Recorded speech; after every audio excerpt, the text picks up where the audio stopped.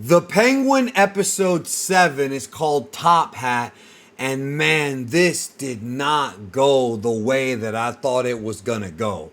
I really believed going into this episode that Oz would be the one that we root for, even though he is a cold hearted man. He is the protagonist. The show's named after him, so you would think that we want him to succeed over Moroni and over Sofia. But in the first few minutes of this episode, man, they really, really tested that because they start with a flashback of when Oz was a kid with his mom, and first of all, he looks like Corey Feldman. The whole thing, like he resembled like an '80s. I thought I was watching Stand By Me again or something. So, what ends up happening is Oz literally, to get attention from his mom, straight up allows his siblings to die. And I'm watching this and I'm like, huh? Like I had to rewind it because I was so like surprised they started the episode like that.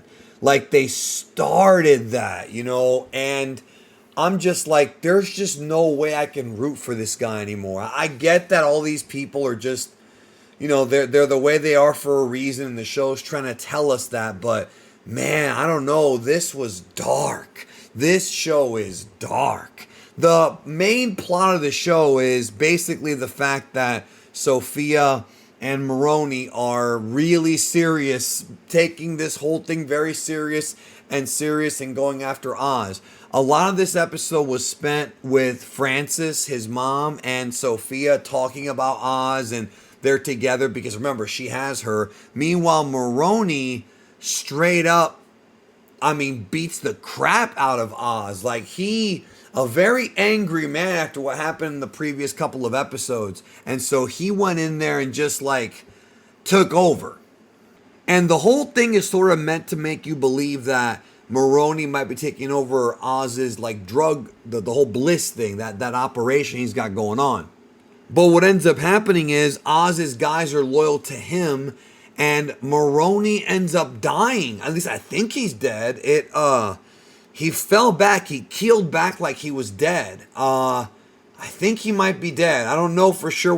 There's one more episode left to premiere next week, which was actually written by showrunner Lauren LaFranc, who wrote the first episode. This is Great or Little Thing. That's the final episode of the Penguin show.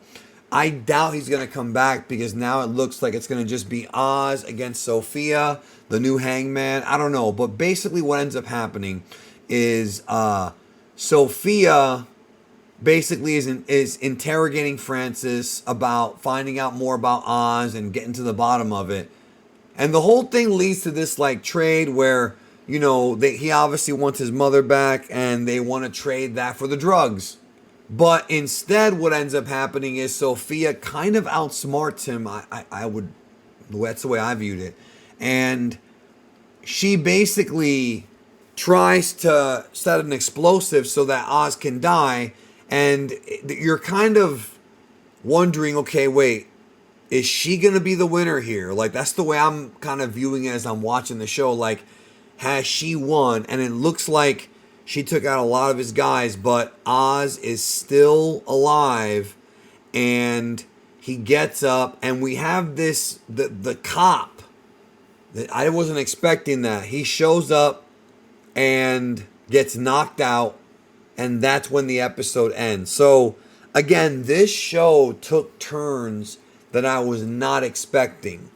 And for that, I do commend them. I really believed that Oz would figure out a way to get Moroni and Sofia to turn on each other, and then he would sort of rise to the top of the criminal underworld in Gotham by wiping them out. Now, there was a rumor that Batman actually is in this show. Maybe they're saving him for the last episode. I hope it's not one of those things where he appears in like the mid-credit scene, like, being brooding in the shadows of Gotham. I want to see him actually involved in this story. So, like I said, I thought they were going to build it up so that Oz becomes the man.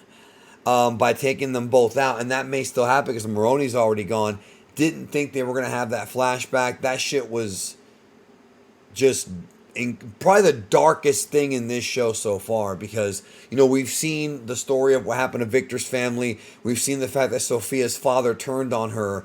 This is literally Oz taking out his own siblings so he can be the only one, which is, I guess, supposed to be a metaphor for him eventually taking out Sofia and Moroni, which is where I thought they were going with it. Like, I thought that was sort of going to be like foreshadowing of, okay, he's even more cutthroat than we thought. I do want to give a shout out to Colin Farrell. Again, tremendous performance. There's a very tense scene in this episode with Sofia and Oz's mom, Frances. And I mean, I've been praising, just totally praising the performance from Krista Milioti. I mean, just phenomenal. I said in the last review that this show's going to blow her up. She's going to end up being in a lot of things. And besides her, Deidre O'Connell as Frances, the scene they had together was so well acted. Like, I mentioned it before, like, she's, Sofia is in many ways the most interesting character in this show, in my opinion. I sympathize with Victor a lot. I sympathize, with Oz's mom, Frances. Oz I did sympathize with, but after this episode, it just completely changed my perspective. Like, as I'm watching this and I'm seeing him get beat up and Moroni's getting shots in on him, like, I'm kind of sitting there like, yeah, he kind of deserves this. And clearly they were going for like a story where I think they did it on purpose. I think they wanted us to kind of get lulled into thinking that Penguin might have, like, some kind of a good side to him, or, maybe some sympathy with him, sympathy points. But now part of me, like, sees that Sofia and Oz are two very damaged people, and I lean a bit more on Sofia's side, even though I know it's probably not going to go that way because this is his show. So, very interesting choice. I think that the writers did that on purpose to kind of lull us into a false sense of security and sort of bait and switch us. And I do, once again, Clancy Brown. I mean, he's great in literally anything he's in. Shawshank Redemption, The Highlander, Pet Sematary 2, SpongeBob. He's been great in everything, and another wonderful performance in this episode. This is going to be a show that I'm probably going to go back and watch again. I think that when Batman 2 is coming out, which will be next year, I'm probably going to go back and watch The Batman again, because I've only seen it once in theaters, even though I do own the 4K. I just never bothered to go back and watch it again, even though I do like that movie a lot. I just never had the time.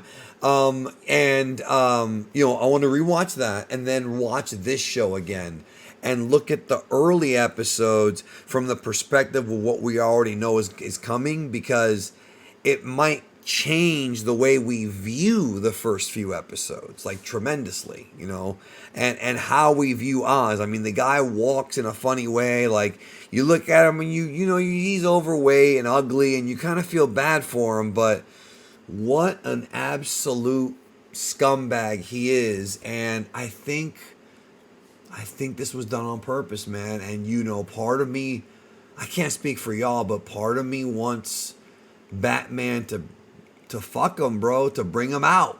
I really do. Just, we'll see where it goes. I do want to watch this show again, and I think the show is popular enough that it will get a second season. I don't think having a second season was the original plan, but the show is so popular, one of the best live action comic book stories we've seen, maybe the best one DC's ever done. And that's saying something, because Arrow and The Flash, the TV shows, are very highly regarded. I mean, so is Smallville, right? It's another show people just love. This one, I think, fits right in there. I think if you're sitting down and you're putting together a top 10 list of the best live action DC television shows. The ones I just named are going to be there. And if you're including animated, you got to throw in Batman the Animated Series, Superman the Animated Series, Batman Beyond. I mean, the list goes on and on. But this one, DC's rich history of great characters makes it easy for these screenwriters to create compelling stories. Let's not forget that the Penguin is a very old character, very, very old villain. And so there's a ton of history there to dive into. But again, I'm excited for next week. It's the big finale, Great or Little Thing, episode 8, dropping November 10th. I will talk to you guys about it. Then, what did you think about episode 7? Leave a comment down in the comment section below. And take care. I want to know what you think. See you soon.